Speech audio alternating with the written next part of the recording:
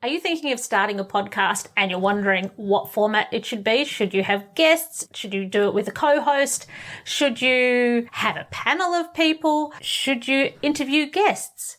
Maybe you've heard that podcasting is an official thing on YouTube now. Maybe you've heard that YouTube has launched podcasting and is supporting that, and you want to jump on that while it's hot. For whatever reason, these are the things that you have to think about. And if you want to know what the pros and cons are, you're in the right place. That's what I'm discussing today. Stick around. Welcome to Magnetic Pod. If you are looking to attract your soul clients while doing the work you love, this show is for you. Hi, I'm Olivia D'Souza. I'm a podcast manager and content repurposing specialist. The Magnetic Pod Show is about attracting your soul pod of clients through podcasting. It will also include things that can be applied to other areas of your marketing strategy too. Hit subscribe to join me in calling in the people we are here to help. Let's make a massive impact. I am here and I'm ready to be brave. Cannot miss me, I'll stand on every stage. I'm available for my destiny to reach my people. Hi, I'm Olivia. I help entrepreneurs to create powerful podcasts that drive leads, feeds their social media, and saves them up to 5 hours work every single week. And we all need more time, don't we? In this episode, we'll be exploring the pros and cons of the various formats, and by the end of it, you'll have a much clearer idea of what the right format is for you. Before we dive in, remember to hit the subscribe button so that you don't miss any of the tips to thrive in life and in business. Okay. Let's start with solo podcasts. That is a bit like what you see right now. Just me talking to you, just one person getting in there and recording what they have to share for the world to hear and learn from. This option is great for setting you up as an expert who can just share it and go deep and generously share their knowledge and insights every single week to their audience. Some pros of this is that it's much easier to manage in terms of time. You don't have to negotiate with anyone else, plan the podcast you're going to talk about, the episodes that you're going to make. You can decide on the time of day, the day of the week. You can just get in there and get it done. So it's much faster to create. You can do more in a short space of time. It's great for building a personal brand. And it's also much easier as far as visuals go, because it's all you in the space that you set up, with the lighting that you organize, with the audio setup that you organize. You can set the standard of quality and control all the variables. Some of the drawbacks: you have to create all of the content ideas, you need to do all of the research, and all of the promotion is up to you, and all the costs. And the other thing is that you've got to bring all the energy all by yourself. And sometimes if you have imposter syndrome, or if you just are feeling a bit down, sometimes bringing the energy and not having someone to feed off can be a bit more challenging. So for myself, I do a lot of solo podcasts. I find it easier to, like I said, get in there, get it done, organize it. I like to sit down and batch record, and I can just do that when I don't have to negotiate the time with anybody else. That is one reason I like doing solo podcasts, and also because I can control the room, the place. I control everything, and I can talk about whatever I want to without having to negotiate with anyone about that. Now let's talk about co-hosted podcasts. In this format, 2 or more people get together and discuss a common interest. This is great for people who like listening to or having conversations, listening to banter. It's great for sparking humor. People can bounce off each other. And I think a very special relationship forms between the co-hosts that the listener can tune in on and feel a part of. A pro of this is that it brings in different perspectives. I have just finished listening to Mamma Mia Out Loud, for example, and they were discussing whether trigger warnings are a good thing to have, whether it means that you're expecting the world to conform to whatever your triggers might be, or whether it's a valid thing that should be done to be thoughtful for other people. And because it was a co-host situation, they could throw around ideas. And I love listening to that. And it's a popular podcast. So that's one example of where it really works well. The other advantage is that you share the responsibilities and the workload. It's not all on one person. And it can be great for entertainment and humor. The cons is that there's more things to negotiate. For example, if you have a co-host, do you pay the co-host? Are you both doing it as a love project because you've got a common goal? Are you sharing costs? Is that clear? Another thing that is a bit more difficult with bringing someone else in, like in a co-host situation, is that it may not be as easy to set up. As far as if you were aiming to have it on YouTube and you wanted to hack the algorithm and have it shown to lots of people, then you need to think about the visuals. And if you do a bit of research and look on YouTube, if that's where you're looking to put a podcast, and look at the most successful ones, the majority look great and the majority are filmed in person in a location that's all set up. So that means that the audio is on point for every person that's controlled. And that means, again, that the look, the staging, the lights, the set, the audio and the visual, all of it is an extra thing that you need to consider. Of course, you need to consider that with solo as well.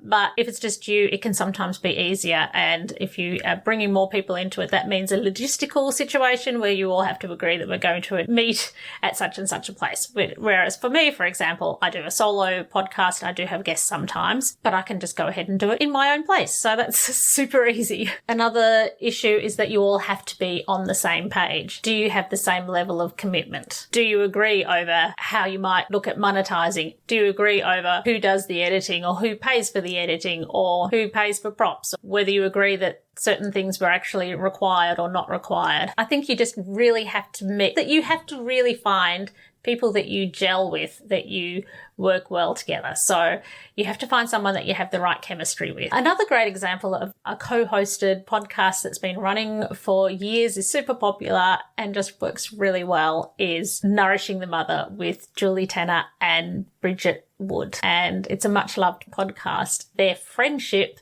that they have, where they talk about motherhood issues, family, relationships, they've really built a community around it. They are like soulmate friends. So you really want to find someone that you have that connection with. And again, if you're going to co-host it, you will have to think about the logistics. Are you going for a beautiful filmed in person, both people or all people at the same place situation? Or are you going to do a remote over something like Riverside FM or Zoom or whatever it might be and just do it that way?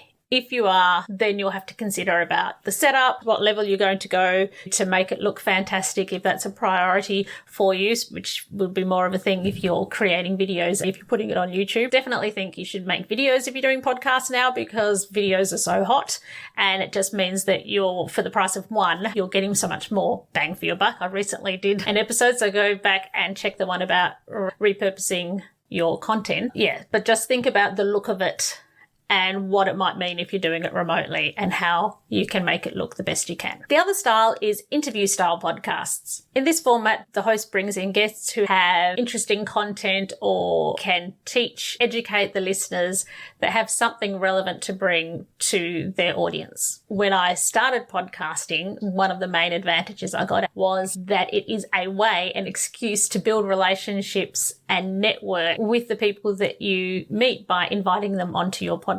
It's very easy, and a lot of people are out there wanting to be podcast guests. But if you have the podcast, then you have a bargaining chip to be able to get on other people's podcasts, because someone who has a podcast is putting in the effort, is putting in the commitment, is giving you their audience to get in front of. If you can reciprocate that, you are streaks ahead for the people that want to get on a podcast but can't offer the same back to that person. One way is that it helps you to get podcast guest spots yourself. And as I was saying, when I started podcasting, I did it for a stationery company. I didn't particularly want to talk about stationery on the podcast. I wanted to talk about things that would interest the listeners. And so our target market was a business to business company. Anything that would be relevant to our target market, business related topics, is what the podcast was about. But in doing it, I did it at the same time as joining the local Chamber of Commerce, and it was a way to maximize networking attempts, because in the past I've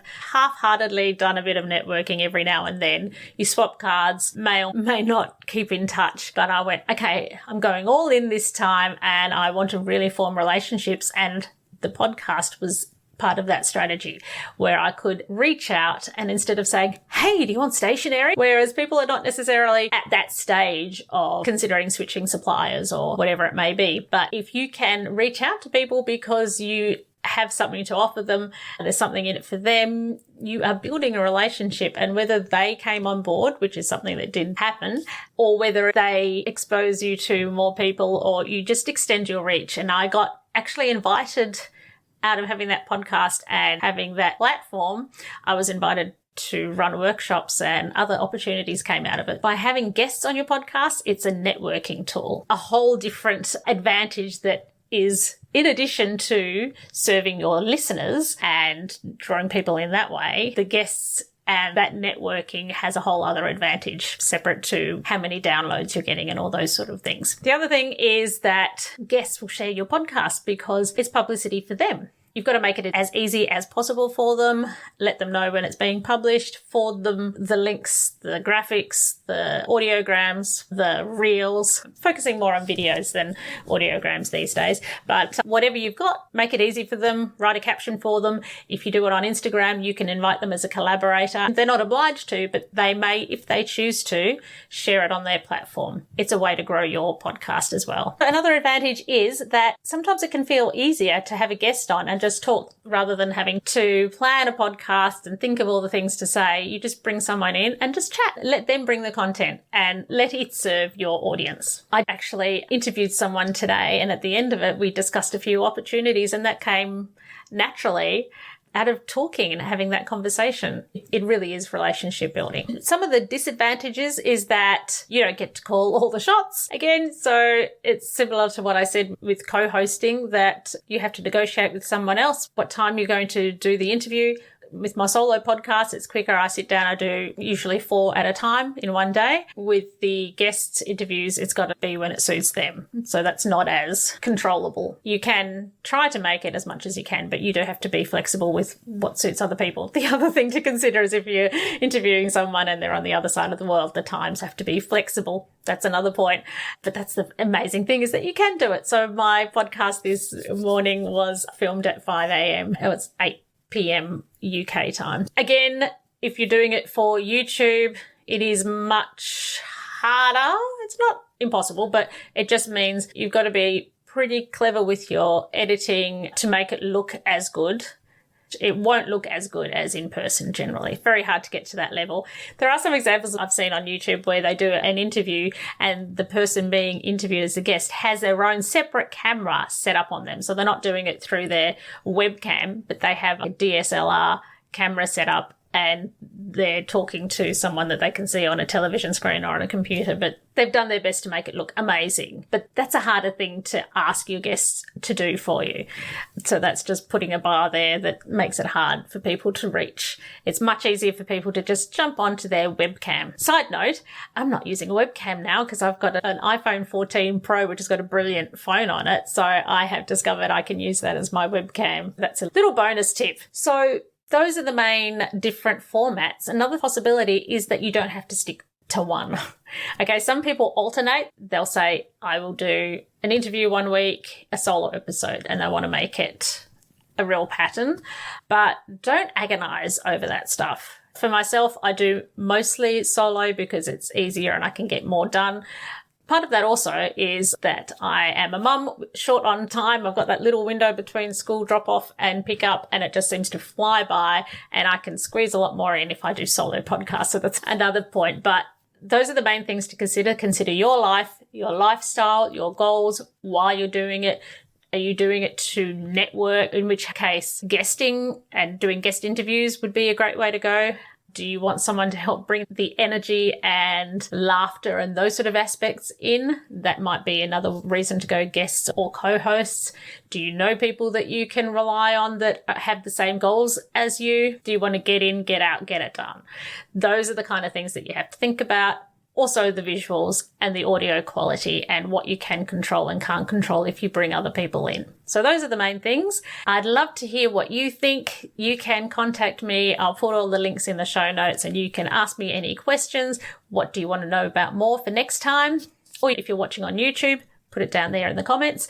And for more tips, check out these videos. Thanks for joining me. And remember, hit subscribe so we can catch up. I'll see you next time. Bye. So, what were your key takeaways from today? Did it raise any questions? What would you like to know more about? Let me know. You can contact me via social media or email. I don't care which way you use, just reach out to me. I'd love to chat with you. And remember, you can get access to lots of free podcast resources that will help you get started or help you improve your podcast at livymusicmedia.com/freebies. Hit subscribe because I want to see you again. But for now, go forth, be the awesome person you are, live the life you want to live, and have fun. You've got this. See you next time. Show them who I be, unavoidable everywhere you see me. Reach my people, claim my power. There's no hierarchy. It is me and the universe, baby. Rock solid and so ready to reach my people. Hello, it's Livy here. Have you ever wondered about what the key elements are that make a podcast truly stand out? Or maybe you're thinking about starting your own special podcast and feel a bit overwhelmed and don't know where to start. Well, I have something for you. Introducing the Ultimate Podcast Checklist. Da, da, da, da. It's a step-by-step guide that covers everything from the initial brainstorming to advanced growth strategies. It's the perfect companion for both new and seasoned podcasters. And the best part, it's absolutely free. Da, da, da, da. To grab your copy, simply head to the show notes of this episode and you will find a direct link there, and then away you go. Remember, every podcast started with that initial spark and the right resource, so let the Ultimate Podcasting Checklist be yours.